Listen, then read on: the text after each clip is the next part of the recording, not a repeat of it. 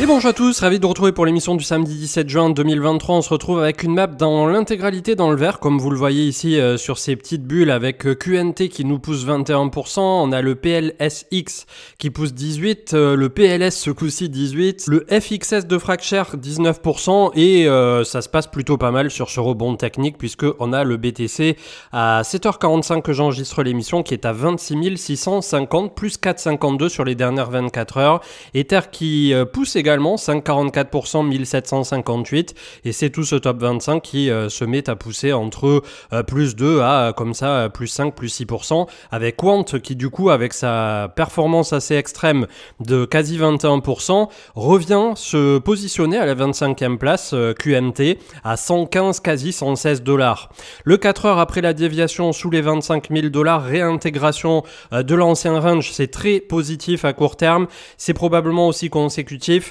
à cette journée ce vendredi des 4 sorcières où 4 fois par an on a l'expiration, le swipe de toutes ces options et tous ces futurs. Ce qui fait que là pour l'instant on a un peu moins de pression vendeuse et notamment au niveau des futurs d'open interest qui sont ouverts. C'est pas pour autant que ça y est c'est reparti to the moon ou quoi que ce soit. Je pense que la tendance est sérieusement dégradée pour l'instant au niveau du marché des cryptos et c'est dû en partie au fondamental à la régulation du côté des États-Unis, mais c'est la réaction pile poil à l'endroit que l'on voulait voir autour des 25 000 pour BTC puisque clairement une clôture sous 25-25-2 pour l'hebdomadaire ça aurait été assez catastrophique, ne nous le cachons pas. Le crypto fear and greed 47 neutre toujours pas dans la peur bizarrement et les ordres de marché plutôt en recherche d'achat ce matin, c'est ce qu'on a tendance à constater avec pas mal de short squeeze aussi au niveau du Bitcoin lui-même. On est de retour un peu en plein middleman ici donc avec la liquidité qui avait tout juste été attaqué autour de 25 000 et comme vous le savez en haut ça commence à 28 jusqu'à 31, il y a quasiment rien et ensuite le gros du bloc est entre 31 et 35, ça n'a pas changé. Très bonne résolution donc pour ce début de week-end. Attention toutefois, on va graviter probablement autour de la clôture du futur CME, on verra à quel prix il a clôturé dans quelques instants, tandis que Coindesk faisait le rapport par rapport à Tether, tout ce qui est un peu commercial paper de Tether, l'USDT, et c'est ce pourquoi en fait sur crainte d'institutions où je sais pas exactement qui a lancé le pavé dans la mare, mais il y avait toutes ces rumeurs qu'il allait avoir d'énormes révélations par rapport à Tether. Là pour le coup j'ai pas encore tout creusé, mais il y a quelques trucs un peu croustilles qui sont sortis apparemment, mais pas suffisamment pour mettre en déroute ou quoi que ce soit USDT en tout cas pour l'instant. Après je me méfie comme d'habitude, c'est un peu les cadavres qui sortent du placard à retardement comme Terra UST, comme on a eu avec FTX aussi. Donc Tether ils ont effectivement une santé financière qui a l'air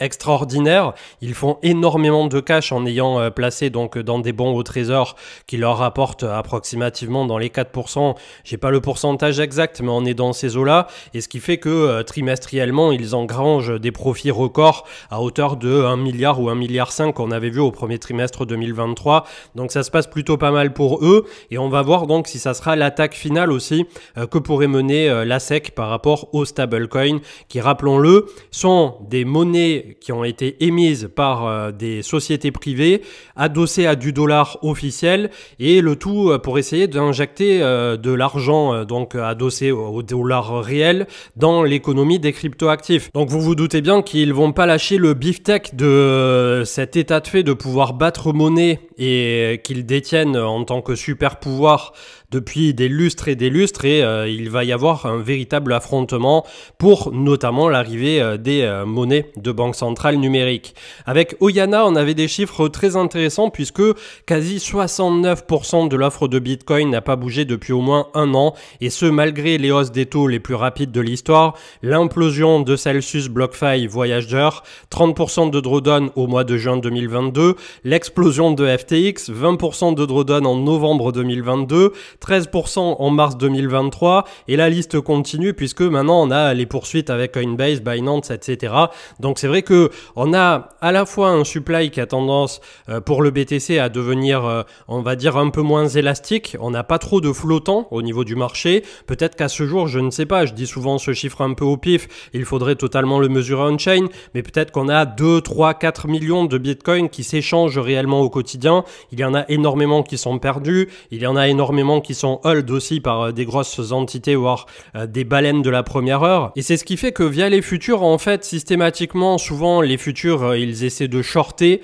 le BTC pour avoir ce qu'on appelle un hedge. Il y en a qui achètent au spot en fait, et derrière ils essaient de se hedger en étant neutre, en shortant le Bitcoin sur les futurs. Et à partir du moment où on a ça qui commence un peu à s'inverser en termes de tendance, on voit qu'il n'en faut pas beaucoup parfois pour faire décaler, même à la hausse. C'est ce qu'on a constaté sur ce début 2023 quand on est passé de 15 500 à 31 000 sur Bitcoin. J'ai été pas mal surpris, agréablement surpris même, de voir le BTC pouvoir remonter aussi rapidement et facilement entre guillemets autour de 30 000 $. Je pensais que le chemin serait plus dur en cours de route, ce qui démontre que voilà, c'est à la fois positif pour les spéculateurs qui espèrent de la volatilité, d'avoir peu de disponibilité, de la rareté, le halving qui arrive au printemps 2024, mais d'un autre côté, ça continue de contribuer à cette énorme volatilité, effectivement, à la hausse comme à la baisse. Et là, on manque encore un peu de flux, je pense, et de profondeur sur les carnets d'ordre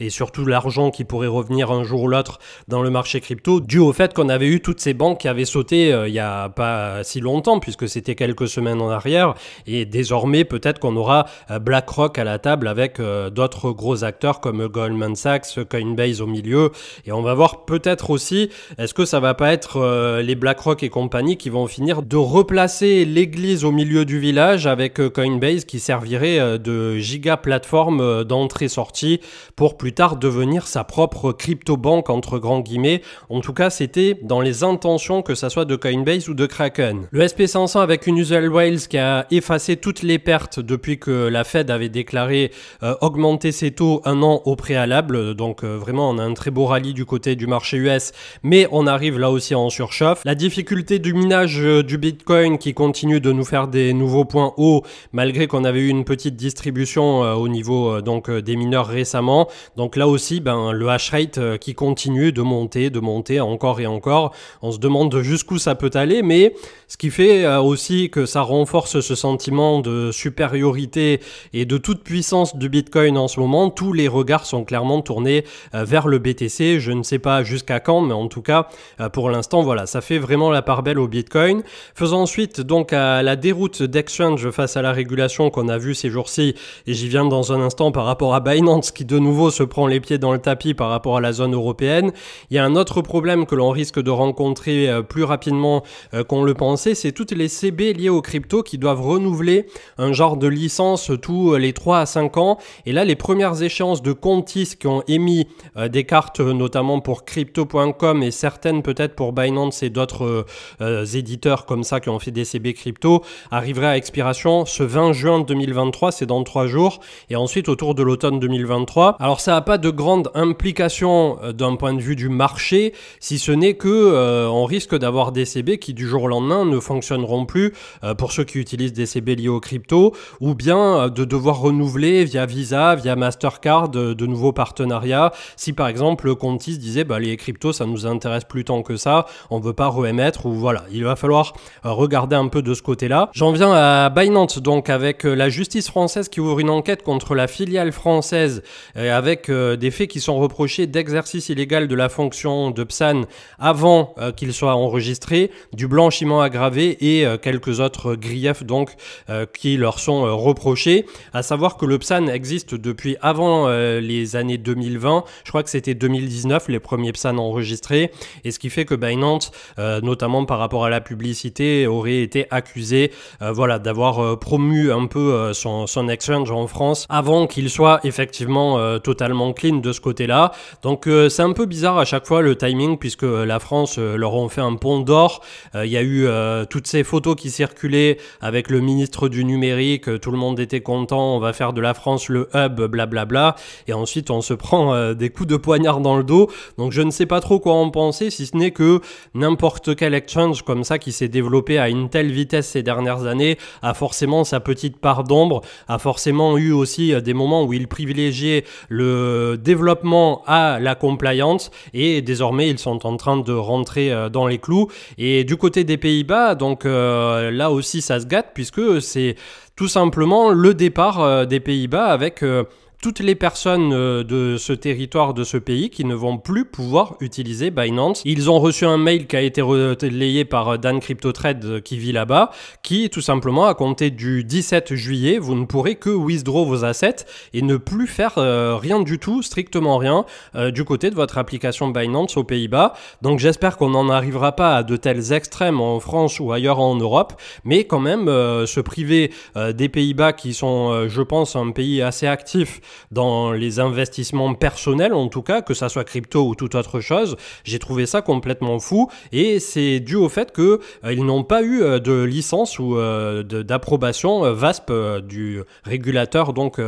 des Pays-Bas. Donc il y a une bonne petite guerre de tranchées en ce moment, ça fait pas mal transpirer, mais c'est vrai que ça devient difficile de trouver du positif pour les échangeurs centralisés en ce moment, tandis que les DEX, les échangeurs décentralisés, pompent plus de volume que jamais. Au niveau du crypto total, 1043 milliards ce matin, et nous sommes sur la moyenne mobile 50 mois ici, qu'on avait déjà travaillé en décembre jusqu'à février 2019. Le crack Covid, on n'avait pas clôturé en dessous, et là c'était la première fois qu'on avait une déviation aussi monstre en venant autour de 15 000 $ pour Bitcoin, et la première fois aussi en franchissant les 20 000 à la baisse, qu'on passait sous un ancien ATH. Donc c'était un bear market qui était assez atroce et sur lequel on perdait certains référentiels. Moyenne mobile 50 mois, donc avec ce pivot juste au-dessus qui se trouve autour de 1150-1160 milliards. On a la moyenne mobile 20 autour de 1315 milliards en mensuel toujours. Et quand on descend en hebdomadaire, on va essayer de regarder un peu plus sur le moyen terme, on va dire. On est cloisonné là aussi avec toutes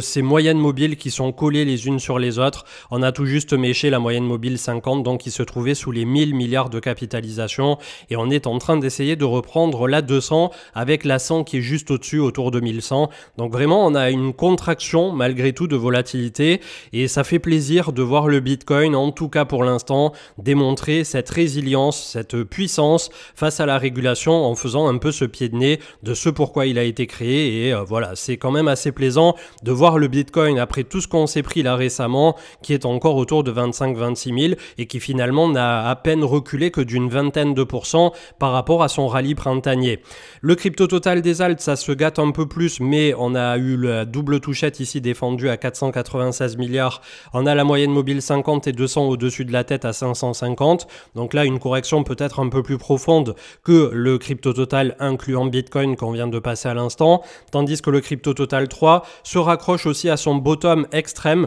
On a fait des nouveaux points bas sur certains altcoins et on était venu visiter donc juste sous les 300 milliards, 293, et on est de retour à 315 ce matin. Un Ether vaut 56 000 $. On était venu mécher autour de 52. On n'a pas eu tout à fait le volume profile et la moyenne mobile 200 et 50 qui sont pile poil collés autour de 50 000 $ le nœud Ether. C'est peut-être une bonne zone de confluence désormais, 50 000 $. Quand on regarde les autres masternodes, etc., c'est une zone de prix qui commence à faire sens, je pense, qui est pour moi encore sous-cotée parce qu'on a un potentiel plus tard à minima quand toujours j'ai ce référentiel des autres masternodes d'aller chercher une fourchette de prix entre 50 et 100 000 $. Je dirais qu'à terme, le jour où le marché crypto n'aura plus peur de toute cette régulation et que tout sera carré, qu'on aura passé le halving du Bitcoin et que voilà, on vivra dans un meilleur monde entre guillemets au niveau de l'écosystème crypto, je pense que avoir un masternode Ether qui sera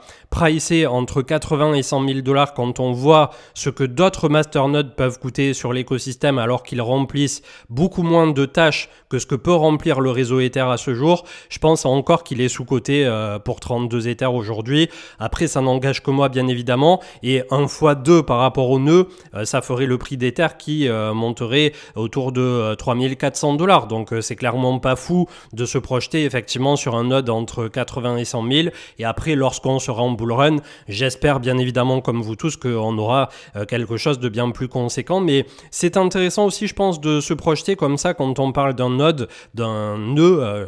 voilà, un validateur sur des prix qui induisent tout ce collatéral qu'on met, puisque 32 Ethers sont finalement le collatéral du Proof of Stake, et c'est quelque chose qui je pense plus tard pourra servir au-delà du prix de l'actif, de l'Ether, de référentiel sur lequel on pourra un peu plus venir s'appuyer. 26 675 donc ce matin, la bataille pour la moyenne mobile 200 hebdomadaire avec la moyenne mobile 20. La bonne nouvelle c'est que on défend le support et heureusement heureusement, j'ai envie de vous dire, parce que sinon derrière c'était un peu catastrophique. Là on commençait de nouveau à jouer des castagnettes, donc pour l'instant a priori la semaine devrait pas mal se terminer pour le marché crypto, et il y en a pas mal qui voient toujours ici une consolidation dans soit une petite tasse avec une anse qui est en train d'être créée au moment même où nous parlons, et il faudra encore un peu de temps au cours de l'été avant de lâcher les chiens peut-être à l'automne, ou bien un bull flag pur et dur avec derrière une résolution donc qui nous enverrait bien plus haut, et c'est ce que défendait notamment Donovan Ray qui intervenait l'autre jour sur le Twitter Space République. On a le Nasdaq donc qui reculait de 0,67, le CAC 40 en positif de 1,34 qui essaie de défendre aussi la moyenne mobile 20, le SP500 en recul de 0,37 après avoir touché ici les 4446 points, donc très très belle envolée pour le SP500. Malheureusement on est désormais sur 5 semaines de hausse consécutive et on a un RSI qui arrive tout juste aux portes du surachat, on n'y est pas encore tout à fait, mais voilà, ça va pas monter en ligne droite pour le SP500 et on est désormais très loin de toutes les moyennes mobiles. La première à être sous nos pieds, c'est le support des 4200 avec la moyenne mobile 100 hebdomadaire. Ether 1755, donc très très jolie défense aussi. On va voir ce que ça donnera. On a la moyenne mobile 20 périodes hebdo qui est à 1770 juste au-dessus et on continue de casser la volatilité. Attention toutefois, on a eu un recul de Ether contre Bitcoin, ce qui a tendance à démontrer qu'en ce moment c'est vraiment Bitcoin et que Bitcoin, j'ai envie de dire. Le DXY, le dollar 102.3 qui lâche du mou et qui perd la moyenne mobile 20 en hebdomadaire. On a la moyenne mobile 100 juste en dessous à 101.4. C'est ce qui fait qu'on a un peu d'air aussi sur le marché crypto, tandis que la Bitcoin dominance a quasi touché les 50%. On en était plus très loin et on a un potentiel breakout surtout de la zone des 48-49. Malgré tout, le RSI hebdomadaire est déjà très haut perché. On a un momentum MACD qui est pas non plus en pleine accélération. Donc vraiment très très curieux de voir ce que va donner cette Bitcoin dominance. Est-ce qu'on a encore du jus dans le poireau, pour le dire vulgairement, pour aller pousser un BTC encore plus haut avec une dominance qui viendrait passer à la râpe en petits grumeaux les altcoins encore un bon coup avant que plus tard, peut-être hypothétiquement, on ait un retour du côté des alts. Comme je le disais la dernière fois, je crois dans la toute dernière émission, je pense que effectivement les fenêtres de tir pour les altcoins plus tard, ça va être vachement resserré, ça va se concentrer bien plus sur les bons dossiers, les bons élèves. C'est pour ça que c'est toujours bon quand on est spéculateur de rêver sur un top pépite crypto 5000 sorti de nulle part qui est encore très faiblement capitalisé, etc. Mais ça doit représenter 0,1% du portefeuille. C'est un peu le petit billet qu'on met au casino. Le reste, on n'est pas là pour faire du casino du tout avec notre argent. Le marché crypto étant déjà en soi très dur, très volatile et sur lequel je pense il y a encore plus de personnes que sur les autres marchés qui perdent de l'argent, vous êtes clairement pas là pour faire du YOLO avec l'argent que vous avez durement gagné et que vous avez décidé un jour de venir commencer à placer sur ce marché qui effectivement peut offrir de très beaux rendements au travers du temps, mais peut aussi dans la même fourchette et dans la même volatilité vous en faire perdre beaucoup si vous n'êtes pas un minimum qualifié, et par qualifié je veux dire que vous n'avez pas traversé les temps. C'est au moins un cycle haussier, un cycle baissier, de voir comment ça fonctionne, de voir comment vous réagissez par rapport à votre propre psychologie, et c'est ensuite au bout d'un certain temps, et quand je parle d'un certain temps c'est plusieurs années, donc ne pensez pas devenir riche ou quoi que ce soit en claquant des doigts parce que un tel ou un tel vous avait dit qu'il avait fait 50 000 € sur PP en la main dans le slip. Ça fonctionne pas du tout comme ça. Comme je disais l'autre jour sur un post Twitter, et on clôturera là-dessus, vous pouvez gagner une fois au loto, avoir un énorme coup de chance, mais derrière la vie d'un investisseur, ça ne se résume clairement pas à ce fameux coup de chance qui est souvent en plus un peu le coup de chance du débutant et où on a tendance à penser que l'on sait tout sur tout, et la désillusion est à la hauteur des espoirs que l'on place en nous-mêmes quand on ne maîtrise pas du tout son sujet au départ, et je pense qu'on est tous passés par là. Je vous souhaite une excellente journée en espérant une très belle clôture et effective ce dimanche. Attention également, j'ai failli oublier, le BTC en futur CME a clôturé à 26 445 en positif de quasi 4%, donc on devrait osciller ce week-end en positif ou en négatif, mais autour de cette zone pour y revenir d'ici à dimanche soir. Je vous souhaite un excellent week-end, profitez et continuez d'être prudent. Ciao ciao.